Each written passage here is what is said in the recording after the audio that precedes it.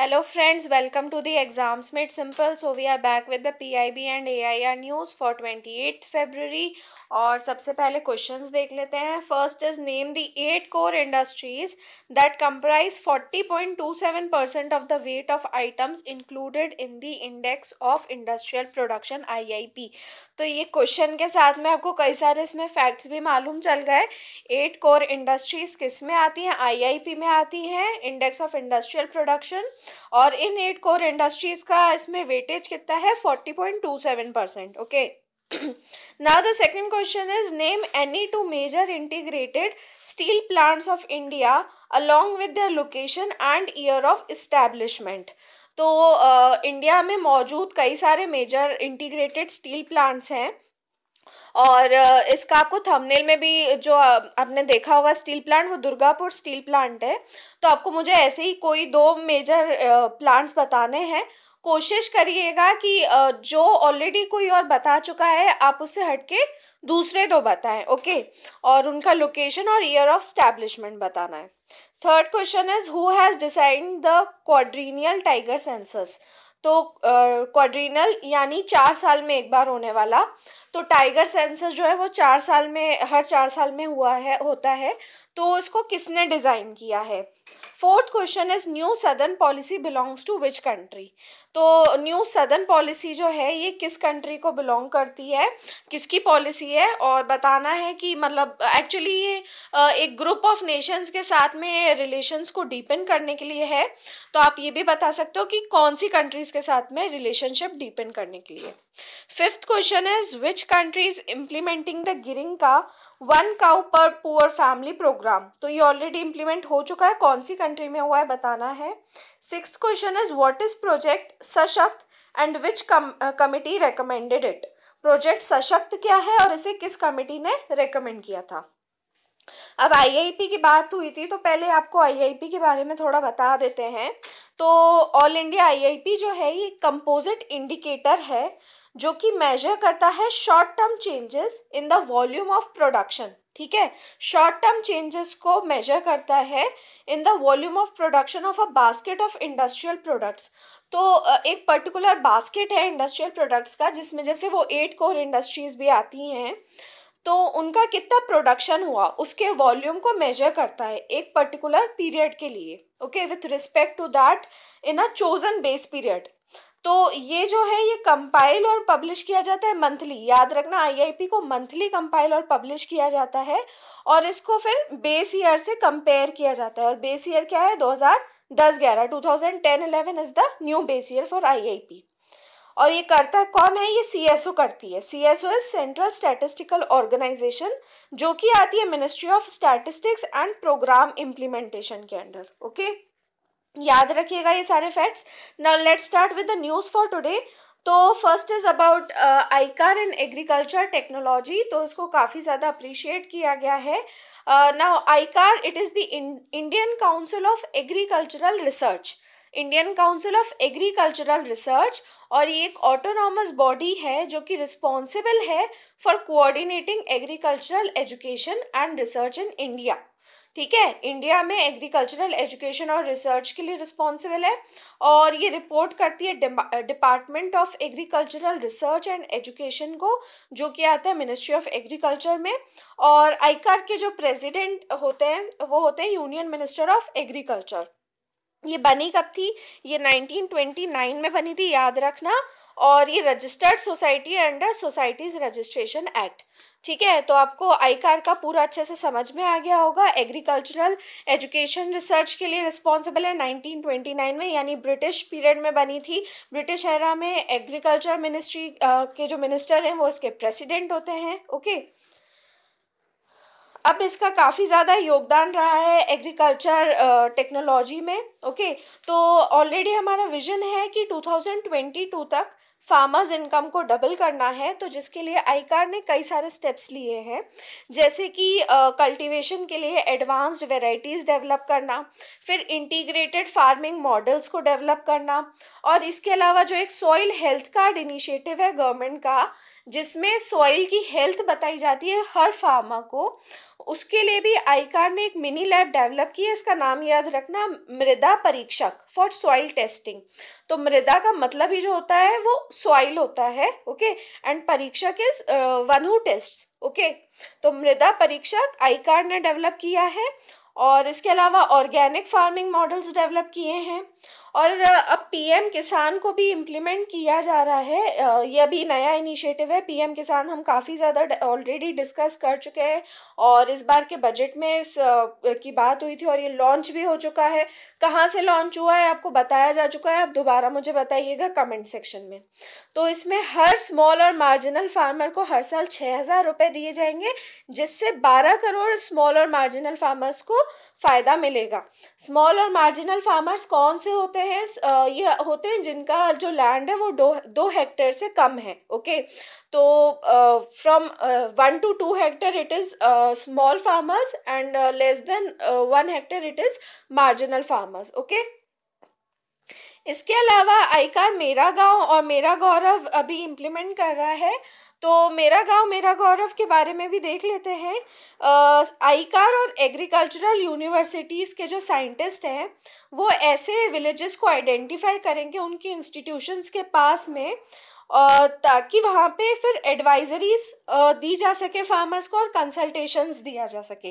तो मतलब इसमें ऐसा है कि 5-5 साइंटिस्ट का ग्रुप जो है वो पास के विलेजेस को अडॉप्ट करेंगे और वहाँ पे उनको फार्मर्स को एडवाइजरीज और कंसल्टेशंस दिए जाएंगे, ओके, ताकि वो फार्म प्रोडक्टिविटी और प्रोडक्शन को बढ़ा सकें। और इसके अलावा कुछ मोबाइल ऐप्स भी डेवलप की हैं आईकार ने, जैसे पल्स एक्सपर्ट है, पल्सेस यानी दालों के लिए, पूसा कृषि ऐप है, ओके, और फिशरी इंडस्ट्री के लिए वनामी श्रिम्प मोबाइल ऐप है, ओके। अब इंडिया और ब्रूनी ने एक अग्रीमेंट साइन किया है, TIEA। तो हम केवल TIEA के बारे में देखेंगे कि ये क्या होता है। तो ये टैक्स इंफॉर्मेशन एक्सचेंज अग्रीमेंट होते हैं, याद रखना, टैक्स इंफॉर्मेशन एक्सचेंज अग्रीमेंट होते हैं। और इसको डेवलप किया है OECD के ग्लोबल फोरम वर्किंग ग्रुप ने on effective exchange of information. और कौन सी इंफॉर्मेशन? Tax related. तो अब इसका पर्पस क्या है? ये अग्रीमेंट इनेबल करता है इंफॉर्मेशन का एक्सचेंज, इंक्लूडिंग अब टैक्सेस के लिए क्या क्या आपको एक्सचेंज करना पड़ेगा, बैंकिंग और ownership information between the two countries for tax purposes. फिर it is based on international standards of tax transparency, ठीक है, जो इंटरनेशनल स्टैंडर्ड्स होते हैं टैक्स ट्रांसपेरेंसी के लिए उस पर बेस्ड है। और इसमें sharing of information on request भी की जा सकती है और ऑटोमेटिकली भी की जा सकती है, ओके। तो वैसे ही एक होता है automatic exchange of information, okay. तो वो क्या होता है आप वो भी मुझे बता सकते हो, फाइन। और ये अग्रीमेंट जो है it also provides for mutual assistance in collection of tax revenue claims between both countries. तो टैक्स रिलेटेड जो भी इंफॉर्मेशन है, क्लेम्स हैं, उनको आप ऑन रिक्वेस्ट या फिर ऑन ऑटोमेटिक बेसिस आप शेयर कर सकते हो इस अग्रीमेंट के तहत। ना reduction in cancer drug prices due to trade margin capping, बहुत अच्छा आर्टिकल है, इसमें आपके कई सारे कंसेप्ट्स क्लियर हो जाएंगे और कुछ फैक्ट्स भी पता चलेंगे, जैसे कि इंडिया अभी कैंसर इंसिडेंट्स में बहुत तेज़ी से राइज देख रहा है। और सेलिब्रिटीज़ का तो खैर आप आए दिन सुन ही रहे हैं, कई ज़्यादा मतलब कैंसर से पीड़ित हो रहे हैं। और ऐसे इंसिडेंट केसेस जो हैं 2004 में, ये एक फैक्ट है, याद रख सकते हैं आप, नोट कर सकते हैं। तो 8 लाख जैसे केसेस थे 2004 में और वो अभी 2018 में अभी एनुअली 15 लाख माने जा रहे हैं, ओके। और cancer was reported to account for the highest out of expenditure. Cancer की वजह से जो आउट ऑफ पॉकेट एक्सपेंडिचर रहता है, यानी जो मतलब पेशेंट्स अपनी जेब से इसका खर्चा करते हैं, वो सबसे ज़्यादा रहता है सारी डिजीज़ में। यदि देखा जाए तो कैंसर पे सबसे ज़्यादा खर्चा करते हैं, ऐसा 2014 में रिपोर्ट किया गया था। और जिसमें से सबसे ज़्यादा जो जाता है वो कैंसर के ड्रग्स पे जाता है, ठीक है। तो अब हुआ क्या है कि NPPA जो है, नेशनल फार्मास्यूटिकल प्राइसिंग अथॉरिटी, इसने अपने पावर्स को इन्वोक किया है in public interest under para 19 of the Drugs Prices Control Order 2013 to bring 42 non-scheduled anti-cancer drugs under price control through trade margin rationalization। ये तो था मेन न्यूज कि हुआ क्या है, एनपीपीए ने किए हैं अपने पावर्स को इन्वोक और प्राइस कंट्रोल में ला रहे हैं 42 एंटी कैंसर ड्रग्स। और कौन से ऑर्डर से किया है उन्होंने ये अपना power use? Drugs price control order से, जो कि 2013 का है। और प्राइस कंट्रोल कैसे किया जा रहा है? Through trade margin rationalisation. अब सबसे पहले एनपीपीए ये क्या है? नेशनल फार्मास्यूटिकल प्राइसिंग अथॉरिटी है और ये एक रेगुलेटरी एजेंसी है जो कि फार्मास्यूटिकल ड्रग्स के प्राइसेस को यानी मेडिसिन के प्राइसेस को कंट्रोल करती है। ओके, तो इसमें कई सारे आते हैं, बल्क ड्रग्स, जेनेरिक मेडिसिन, इन सब के प्राइसेस को कंट्रोल करती है।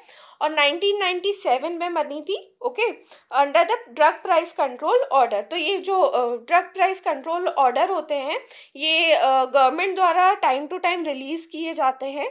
तो एनपीपीए जो बनी थी वो 1995 के डीपीसीयू ऑर्डर के तहत बनी थी और अभी जो लेटेस्ट डीपीसीयू ऑर्डर आया हुआ है वो 2013 का है।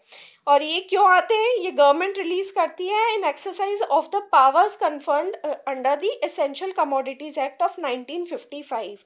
तो एक एक्ट है एसेंशियल कमोडिटीज एक्ट, उसके तहत सरकार ये इशू करती है ड्रग प्राइस कंट्रोल ऑर्डर्स ताकि सरकार जो है एक सीलिंग प्राइस डिक्लेयर कर सके। सीलिंग प्राइस यानी कि मैक्सिमम प्राइस क्या रह सकता है for essential and life saving medicine. ठीक है, तो एसेंशियल मेडिसिन के लिए ये पावर इसमें दिया गया है और ये करता कौन है? रेगुलेटरी बॉडी, वो एनपीपीए। ठीक है, और इसका रीज़न क्या है? ताकि ये जो मेडिसिन है वो थोड़े रीजनेबल प्राइसेस पे पब्लिक के लिए अवेलेबल हो। अब अगले कंसेप्ट पे आते हैं, ट्रेड मार्जिन रैशनलाइजेशन। इसको समझने के लिए पहले आपको ट्रेड मार्जिन समझना होगा। तो ट्रेड मार्जिन क्या होता है? ये वो डिफरेंस होता है between the price at which manufacturers sell to trade and the price to patients. यानी कि एक मतलब कई सारे पॉइंट्स होते हैं। ठीक है, मैन्युफैक्चरर ने जैसे पहले उसको बनाया किसी पर्टिकुलर मेडिसिन को, उसको बनाया उसने, ठीक है, मैन्युफैक्चरर ने। अब वो क्या करेगा? सपोज होलसेलर को बेचेगा, फिर होलसेलर रिटेलर को बेचेगा, रिटेलर फिर या तो डायरेक्ट कंज्यूमर्स को बेचेगा या फिर हॉस्पिटल के थ्रू कंज्यूमर्स को। तो अब ये जो बीच के ट्रेडर्स हैं इन्होंने जिस प्राइस से मैन्युफैक्चरर से लिया और जिस प्राइस पे बेचा यानी एमआरपी पे जो बेचा, इसका जो डिफरेंस आता है दैट इज ट्रेड मार्जिन। यानी इनको कुल मिला के प्रॉफिट यहाँ पे कितना इन्होंने कमाया, okay, that is trade margin. अब क्या है, क्योंकि मैंने बताया कि कंज्यूमर्स का काफ़ी ज़्यादा आउट ऑफ पॉकेट एक्सपेंडिचर जो था वो कैंसर के ड्रग्स में जा रहा था। तो अब गवर्नमेंट को इस वजह से ज़रूरी है कि वो कंज्यूमर्स के इंटरेस्ट को प्रोटेक्ट करे। अब कुछ कंपनीज क्या क्या कर रही थी कि जिस रेट पे वो मैन्युफैक्चरर से ले रही थी उस पर 200-300% का प्रॉफिट लगा के बेच रहे थे। और जबकि कुछ जो रेगुलर टाइप के ट्रेडर्स थे उनको मुश्किल से 30-35% का प्रॉफिट मिल रहा था। ठीक है, तो अब सरकार को क्या चाहिए कि वो कंज्यूमर के इंटरेस्ट को भी प्रोटेक्ट करे और साथ में डोमेस्टिक इंडस्ट्री जो यानी कि डोमेस्टिक जो खासकर इंडस्ट्रीज ट्रेडर्स वगैरह है वो भी एक लेवल प्लेइंग फील्ड पे फ्लरिश कर सके विद द मल्टीनेशनल्स। मल्टीनेशनल्स बहुत महंगे दाम लगाते हैं, ओके। तो रैशनलाइजेशन का जो मेन एम है वो यही है कि कंज्यूमर्स को हेल्प करना और साथ में ट्रेडर्स इंपोर्टर्स को भी रैशनलाइज्ड प्रॉफिट्स मिले, मतलब एक लेवल प्लेइंग फील्ड बन जाए। ठीक है, और एक इक्विटी बन जाए डोमेस्टिक इंडस्ट्री और फॉरेन मैन्युफैक्चरर्स के बीच में। तो इसलिए कोई भी पॉलिसी अगर इंटरवेंशन हो तो यहाँ पे एक बहुत अच्छी लाइन दी है, आप इसको मेंस में भी यूज़ कर सकते हैं कि पॉलिसी इंटरवेंशन का जो ऑब्जेक्टिव होना चाहिए वो तीनों के लिए रहना चाहिए कि कंज्यूमर्स में डिस्ट्रेस ना आए, इंडस्ट्री में डिस्ट्रस्ट ना आए, यानी कि आप एक को फ़ायदा दे रहे हो दूसरे को नहीं दे रहे हो, और मार्केट में डिसरप्शन नहीं आए। फाइन। तो अब 42 जो non scheduled anti cancer medicine को सिलेक्ट किया गया है प्राइस रेगुलेशन के लिए, तो उन पे ट्रेड मार्जिन को रिस्ट्रिक्ट कर दिया गया on selling MRP up to 30%। ठीक है, तो सीधे 30% पे लेकर आए हैं। तो इसका काफ़ी ज़्यादा फ़ायदा मिलेगा कि कॉम्बिनेशन ड्रग्स को भी लिया गया है। तो इसमें माना जा रहा है मिनिमम सेविंग 200 करोड़ पर एनम की रहेगी to cancer patients on account of this intervention. तो मतलब आप समझिए कितना कितना बड़ा अमाउंट है, हर साल उनका कंज्यूमर्स का 200 करोड़ रुपए बचेगा। ओके, तो और एनपीपी अभी जो ड्रग्स के प्राइसेस फिक्स करता है वो ड्रग्स मतलब उसमें वो भी इंक्लूडेड है जो कि एनएलईएम में है यानी कि national list of essential medicine. और एनएलईएम जो है ये डीपीसीओ मैंने आपको बताया 2013 उसके शेड्यूल 1 में आता है। एक और फैक्ट है, इसको भी याद रखना है। ओके, काफ़ी इंपॉर्टेंट कंसेप्ट्स आज आपके क्लियर हो रहे होंगे। अब 25th प्राइम मिनिस्टर्स ट्रॉफी दी जा रही है for excellence in performance of integrated steel plants. Integrated steel plant क्या होता है, जिसमें सारे फंक्शंस रहते हैं प्राइमरी स्टील प्रोडक्शन के। तो सबसे पहले आयरन बनाना, ठीक है ना, आपको पता होना चाहिए कि स्टील आयरन का अलॉय होता है। तो आयरन बनाना यानी कि जो आयरन ओर होता है पहले उसको लिक्विड आयरन में कन्वर्ट करते हैं, वो पिग आयरन बनता है। फिर उससे स्टील बनता है, उसको लिक्विड स्टील में बनाना, फिर उसकी कास्टिंग करना, उसको सॉलिडिफाई करना, ठीक है, फिर उसकी रफिंग रोलिंग। तो यहाँ पे पूरा प्रोसीजर मैंने आपको बताया हुआ है। और फिर उसको फाइनली फिनिश्ड शेप्स में प्रोडक्ट रोलिंग करना। ओके, और कोई भी इंटीग्रेटेड मिल के लिए रॉ मटेरियल्स कौन कौन से चाहिए होते हैं, वो है आयरन और लाइमस्टोन और कोल। ओके, और इसके ऊपर मैंने आपसे अभी ऊपर एक क्वेश्चन भी पूछा है, उसको उसका जवाब ज़रूर ढूंढिएगा और दीजिएगा। और इस अवार्ड का ऑब्जेक्टिव क्या है कि किसी ने भी जिस भी इंटीग्रेटेड स्टील प्लांट ने बहुत आउटस्टैंडिंग परफॉर्म किया है उसको रिकॉग्नाइज किया जाए। और इनको मतलब एक तरीके से स्पर भी मिलेगा, एक बूस्ट मिलेगा कि वो इंटरनेशनल स्टैंडर्ड से भी अपने आप को उन पे लेकर आ पाए, उनको अचीव कर पाए। ओके, और क्वालिटी वगैरह का भी ध्यान दें। अब एक ईज रिपोर्ट आई है, तो ये पहली बार आई है ईज रिफॉर्म्स इंडेक्स। और ये क्या मेजर करती है, progress on the PSB reforms agenda. याद रखना, पब्लिक सेक्टर बैंक्स के रिफॉर्म्स को मेजर करने के लिए ही ईज रिफॉर्म इंडेक्स। ओके, किसने दी है, मिनिस्ट्री ऑफ फाइनेंस ने रिलीज की है। और इसने कंफर्म ये किया है कि जो गवर्नमेंट की 4R स्ट्रैटेजी थी उसमें मतलब इफेक्टिवनेस देखी गई है। और ईज का याद रखना फुल फॉर्म क्या है, enhance access and service excellence reform. Okay, enhance access and service excellence. तो इसके नाम में भी समझ में आ रहा होगा कि एक्सेस लोगों का बढ़े और सर्विस उनकी और पीएसबीज की एक्सीलेंट हो। ओके, और इसके बारे में थोड़ी डिटेल्स देख लेते हैं। तो ये फुली ट्रांसपेरेंट स्कोरिंग मेथोडोलॉजी को फॉलो करता है, जिससे बैंक्स जो हैं अपनी स्ट्रेंथ्स भी आइडेंटिफाई कर सकते हैं और कहाँ पे वो वीक हैं, कहाँ पे वो और इम्प्रूव कर सकते हैं। और पीरियोडिकली अब इसको अपडेट किया जाएगा उनको, बैंक्स को एक स्कोर कार्ड देके, ताकि वो दूसरी बैंक्स के साथ compete कर पाएँ और अपना ट्रैक भी रख पाए अपने प्रोग्रेस का। ओके, और गवर्नमेंट की 4R स्ट्रैटेजी अब क्या है, it is recognition, recovery, recapitalisation और रिफॉर्म्स। तो अब ये कहा है इस रिपोर्ट ने कि इसकी 4R स्ट्रैटेजी काफ़ी इफेक्टिव रही है। कैसे रही है, तो स्ट्रेस रिकॉग्निशन जो है पूरा कंप्लीट हो गया है। बैंक्स को कहा था कि आपके यहाँ पे जो भी स्ट्रेस्ड अकाउंट्स हैं आप उनको रिकॉग्नाइज करो। ओके, और जीएनपीए ट्रेंड रिवर्स हुआ है। याद रखना, GNPA gross non performing assets. तो इनका जो पीक आया था, जो हाईएस्ट हो गए थे, वो 2018 के मार्च में हो गए थे। उसके बाद से रिफॉर्म्स वगैरह कर करके अब ग्रॉस एनपीए को रिड्यूस किया गया है। ओके, फिर रिकॉर्ड रिकवरी, ये किस वजह से, क्योंकि इंसॉल्वेंसी एंड बैंकरप्सी कोड आया था जिससे काफ़ी ज़्यादा रिकवरी हुई है। और पीएसबी बैलेंस शीट स्ट्रेंथन हुई है। ये कैसे, तो 3rd R that is recapitalisation. तो गवर्नमेंट ने भी काफ़ी इन्फ्यूजन किया और पीएसबीज ने मार्केट से भी पैसा रेज किया है। ओके, तो रिकैपिटलाइजेशन हुआ है। और रिफॉर्म्स कैसे हुए हैं, जैसे क्लीन बैंकिंग। तो क्लीन बैंकिंग रिफॉर्म में मतलब कि आगे एनपीए की दोबारा प्रॉब्लम ना आए। फिर स्मार्ट बैंकिंग, ताकि स्पीडी और रिस्पॉन्सिव कस्टमर सर्विस को ध्यान रखा जाए। ओके, और पीसीए बैंक्स जो थी जो प्रॉम्प्ट करेक्टिव एक्शन में आई थी आरबीआई के, उन्होंने भी 30% इम्प्रूवमेंट दिखाया है in the responsible banking theme. Okay, और पीएसबी का परफॉर्मेंस यदि ईज इंडेक्स पे देखा जाए तो ईज इंडेक्स जैसे ही मतलब अनाउंस किया गया था उसके बाद में मतलब काफ़ी ज़्यादा इम्प्रूव हुआ है। और ओवरऑल इंक्रीज जो है वो 15% का, ये देखिए मार्च में 56.3% था स्कोर ईज के अकॉर्डिंग। और वो बढ़ के दिसंबर तक 64.5% पे आ गया। अब कौन कौन से खासकर ऐसे थीम्स थे जहाँ पे काफ़ी ज़्यादा प्रोग्रेस हुई है, तो वो है रिस्पॉन्सिबल बैंकिंग, यानी कि मॉनिटरिंग टाइम टू टाइम होती रही, रिकवरी पे इन्होंने ध्यान दिया। फिर पर्सनल डेवलपमेंट, ओके, तो मतलब पर्सनल जो वहाँ का स्टाफ वगैरह काम करता है उनके लिए काफ़ी ज़्यादा डेवलपमेंट हुआ।